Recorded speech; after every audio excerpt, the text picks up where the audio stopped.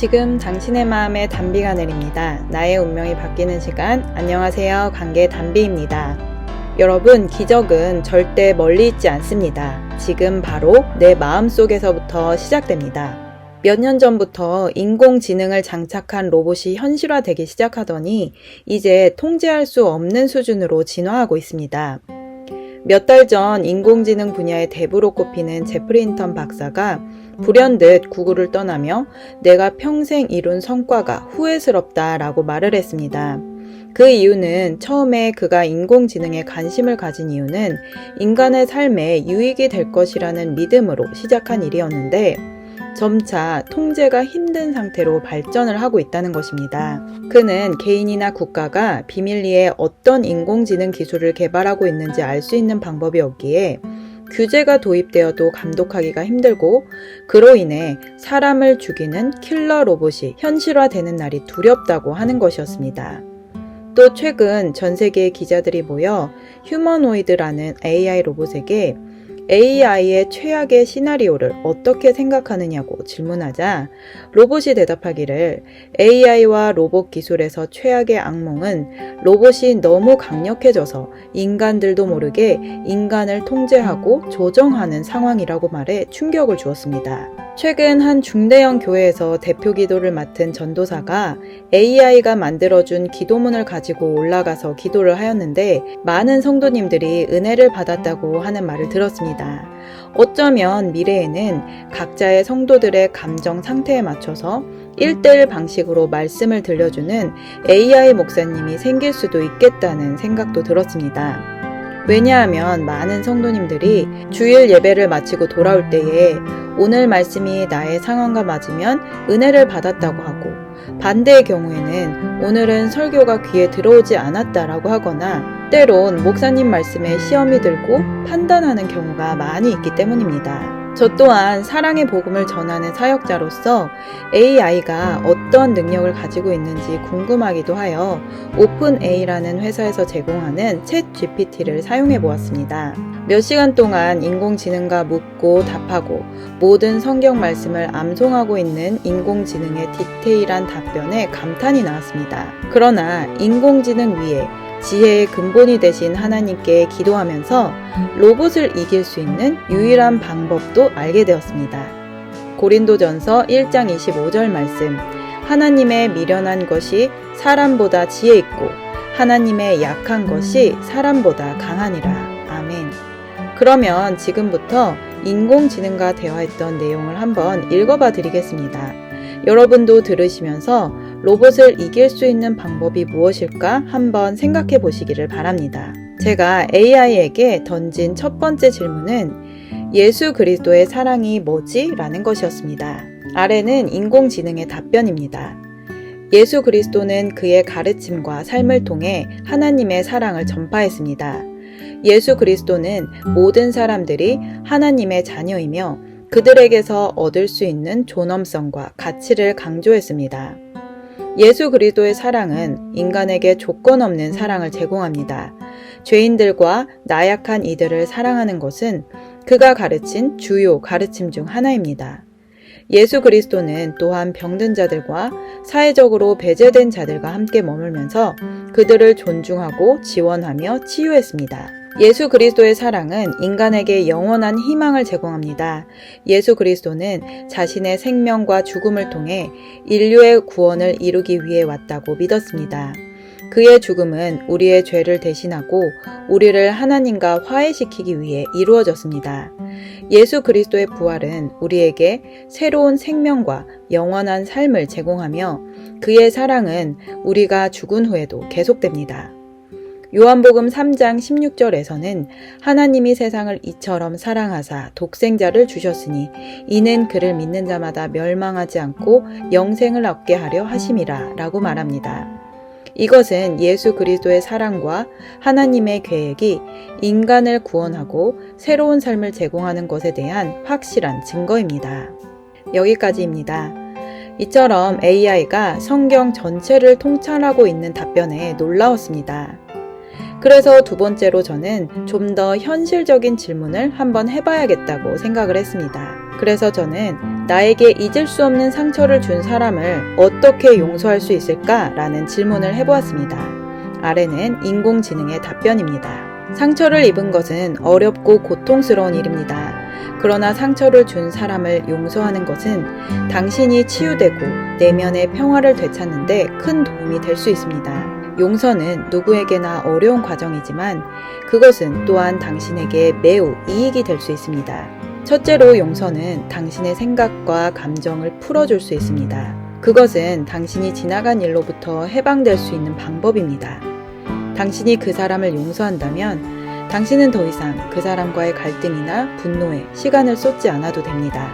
둘째로 용서는 당신의 내면의 평화와 안락함을 되찾게 할 수 있습니다. 상처를 받은 것은 마치 매듭을 한 듯이 뒤엉켜진 상태로 남겨질 수 있습니다. 그러나 용서는 그 매듭을 풀어주는 역할을 합니다. 당신은 그러면서 내면의 짐을 덜고 평화를 찾을 수 있습니다. 용서는 당신이 일으킨 문제를 없애주는 것이 아닙니다. 당신이 상처를 받은 것이 무엇이든 그것은 이미 일어난 일입니다. 그러나 용서는 그 상처를 일으킨 사람에게 당신이 더 이상 그 사람과의 갈등이나 분노를 가지지 않겠다는 신호를 줄 수 있습니다. 마지막으로 용서는 하나님의 뜻을 따르는 것입니다. 우리는 하나님께서 우리를 용서하시고 사랑하신다는 것을 믿습니다. 그러므로 우리도 용서와 사랑으로 무장해야 합니다. 그것은 우리가 하나님의 은혜를 받고 내면의 평화를 얻을 수 있는 방법입니다. 그러나 용서는 한 번에 이루어지지 않습니다. 그것은 어려운 과정이며 시간이 필요할 수도 있습니다. 당신이 용서하기를 원한다면 그것을 하나님께 기도하고 참된 용서의 의지와 힘을 위해 하나님의 도움을 청하기를 권장드립니다. 저는 이 답변을 듣고 인공지능이 사람보다 낫네 라는 생각이 들었습니다. 오히려 신앙인들이 하나님께 용서받기를 원하고 내가 먼저 상대를 용서하지 못하는 경우도 많으며 입술로는 용서했다고 하지만 상대에 대한 무관심이 마치 용서가 다 된 것처럼 말하는 성도님들도 보았습니다. 그러나 예수님이 이루시고 믿는 자들에게 주신 용서는 사랑을 완성하는 것입니다. 세상 사람들과 종교인들이 말하는 용서는 곧 잊어버리는 것이라고 말합니다. 불교에서 특별히 대중에게 인간관계에 대해 가르치는 스님들은 용서에 대해서 나와 그 상대가 철저히 분리되는 것이라고 말하는 것도 들었습니다. 즉, 내 마음에서 그 사람을 비워내야 한다는 것입니다. 말은 그럴듯하게 들리지만 결론적으로는 상대에 대해 관심을 꺼야 내가 행복할 수 있다고 말하는 것입니다. 그런데 여기에서 가장 큰 문제점은 대부분의 사람들에게 용서하지 못하는 사람은 잊어버릴래야 잊어버릴 수 없는 남편, 아내, 부모, 형제와 같은 가족이라는 것입니다. 그래서 불교에서 말하는 것처럼 완전한 무관심으로 용서를 하기 위해서는 그 스님들처럼 새 속에서 떠나 산 속에서 평생 돌을 닦아야 하는 것입니다. 또한 심리 상담이나 정신의학 관련 전문가들은 용서하지 못하는 나의 마음을 그대로 인정하라고 말합니다. 용서하지 않아도 된다는 것입니다. 그리고 나에게 집중하고 시간이 지나면 언젠가는 그 일이 잊혀질 것이라고 위로하는 것이 처방전입니다. 아이러니한 것은 그들은 상대와 나의 다름을 인정하라는 말도 자주 합니다. 용서하지 않아도 된다는 말과 상대의 다름을 인정하라는 말이 충돌하면서 내담자는 상담을 하고 병원을 다닐 때는 그동안 누구에게도 하지 못했던 말을 하기에 속이 시원하고 잠깐의 위로도 받습니다. 그러나 장기적으로는 문제는 더 꼬여가고 혼란스러워지면서 결국 아픔을 끌어안고 살아가게 되는 것입니다. 한 중년의 여성이 자신의 남편이 수년 전 한 번 외도를 한 일이 있었는데 시간이 흐르면 흐를수록 그 기억이 더욱 또렷해지고 가슴을 도려내는 것처럼 아프다고 하는 말을 들었습니다. 남편과 아내는 모두 사회에서 성공한 재력가입니다. 그러나 집안에서는 10년째 남편과 각방을 쓰면서 8마리의 강아지들에게는 사랑스러운 눈빛과 말을 하면서도 정작 부부는 눈만 마주치면 싸움을 하며 살아가고 있습니다. 반대로 저희 센터에 오신 한 성도님께서는 남편의 외도 현장을 직접 목격한 후 충격과 배신감으로 인해 죽고 싶다는 생각을 매일 하며 살았습니다. 그러던 중 저희 사람과 사람 치유센터에 오셔서 용서의 복음을 들으시고는 간절한 기도 끝에 예수님의 사랑을 받으셨습니다. 그 성도님은 하나님께 남편에 대한 나쁜 기억을 지워달라고 기도하셨다고 합니다. 그러자 주님께서 그분의 기도에 응답하셔서 남편에 대한 나쁜 기억들이 다 사라졌다고 합니다. 지금은 남편의 허물이 아닌 아내로서 남편에게 해주지 못한 것들을 회개하고 남편을 용서하고 축복하며 눈물로 남편의 구원을 위해 기도하는 성도님이 되셨습니다.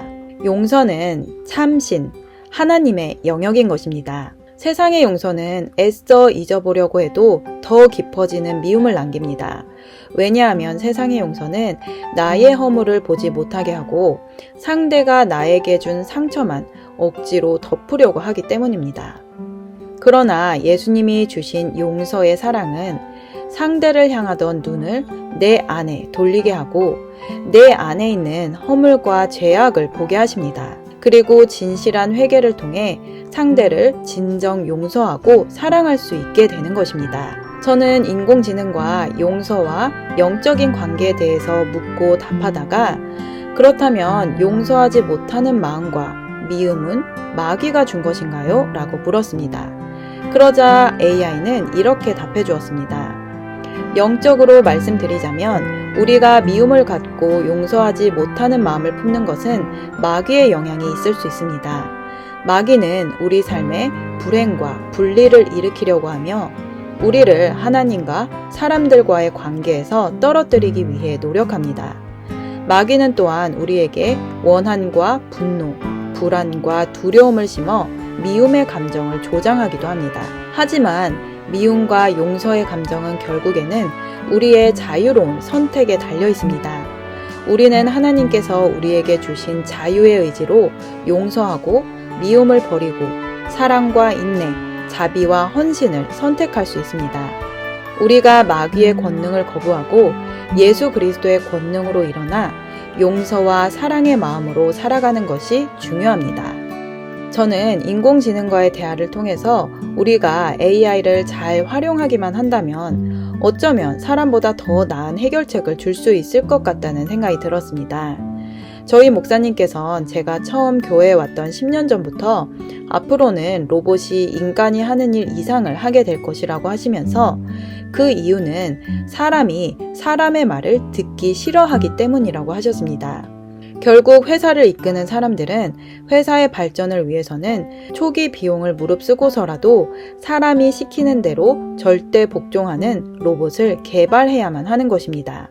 가까운 미래의 로봇은 인간의 일들을 대부분 대체할 것입니다. 그러나 로봇이 절대 할 수 없는 일이 바로 무엇일까요? 그것은 바로 사랑입니다. 사랑 중에서도 한 몸이 되는 부부의 사랑은 로봇이 절대로 할 수 없습니다. 하나님께서는 부부의 사랑이 없으면 인간이 절대로 행복할 수 없도록 사람을 만드셨습니다. 사람은 육신을 가지고 있기에 부부의 사랑을 통해 영적인 사랑, 그리스도와 교회의 사랑을 깨닫고 느낄 수 있습니다. 부부의 사랑은 성경 속의 비밀 중의 비밀입니다. 에베소서 5장 31절에서 33절 말씀입니다. 이러므로 사람이 부모를 떠나 그 아내와 합하여 그 둘이 한 육체가 될지니 이 비밀이 크도다. 내가 그리스도와 교회에 대하여 말하노라. 그러나 너희도 각각 자기의 아내 사랑하기를 자기같이 하고 아내도 그 남편을 경외하라. 아멘. 남편과 아내가 하나의 몸이라는 비밀은 하나님이 세상을 창조하실 때 한 번, 예수님께서 한 번, 성령께서 사도 바울을 통해 한 번, 총 3번 말씀하셨습니다. 창세기 2장 20절에서 25절 말씀입니다.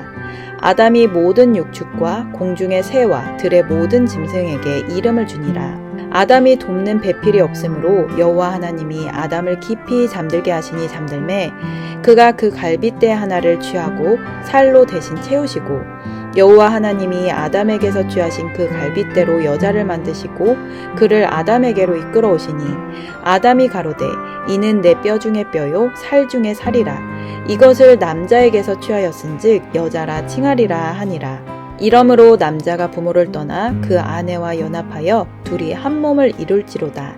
아담과 그 아내 두 사람이 벌거벗었으나 부끄러워 아니하니라. 아멘. 다음은 예수님께서 말씀하신 마태복음 19장 3절에서 5절 말씀 보겠습니다. 바리새인들이 예수께 나와 그를 시험하여 가로되 사람이 아무 연고를 물론하고 그 아내를 내어 버리는 것이 옳으니까? 예수께서 대답하여 가라사대 사람을 지으신 이가 본래 저희를 남자와 여자로 만드시고 말씀하시기를 이러므로 사람이 그 부모를 떠나서 아내에게 합하여 그 둘이 한 몸이 될지니라 하신 것을 읽지 못하였느냐.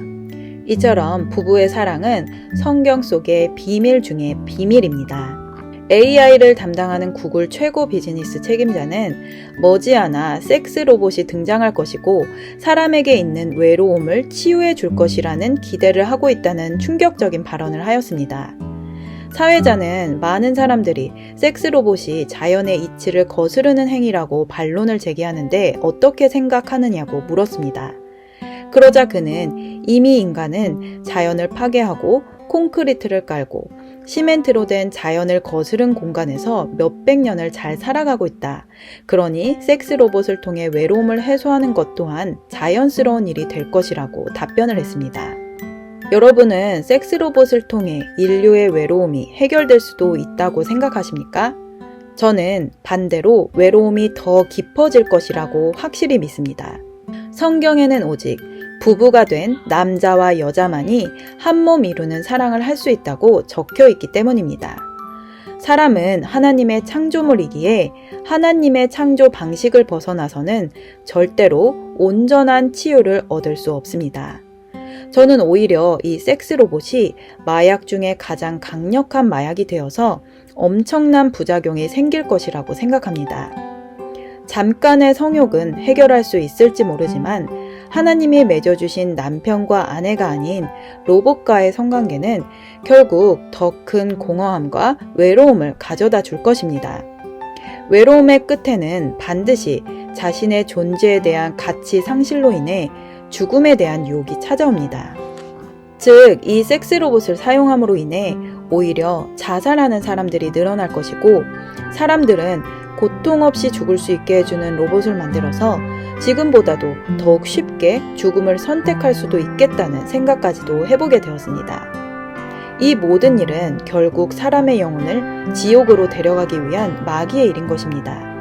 저희 목사님께서는 인류가 이렇게 각처에서 전쟁과 기근과 각종 갈등이 끊이지 않는 이유가 부부가 불행하기 때문이라고 말씀을 자주 하십니다. 모든 행복과 불행의 근본에는 부부가 있습니다. 왜냐하면 하나님께서는 태초에 사람을 창조하시고 남자와 여자, 부부에게 이 세상을 완전히 맡겨주셨기 때문입니다. 창세기 1장 27절에서 28절 말씀입니다. 하나님이 자기 형상, 곧 하나님의 형상대로 사람을 창조하시되 남자와 여자를 창조하시고 하나님이 그들에게 복을 주시며 그들에게 이르시되 생육하고 번성하여 땅에 충만하라. 땅을 정복하라. 바다의 고기와 공중의 새와 땅에 움직이는 모든 생물을 다스리라 하시니라. 아멘. 하나님은 부부를 이끌어 영혼육 범사가 주님의 사랑과 부요로 가득한 에덴 동산에 들어가게 하시고 에덴 동산을 다스리고 지키라고 하셨습니다. 그 에덴 동산이 바로 가정입니다.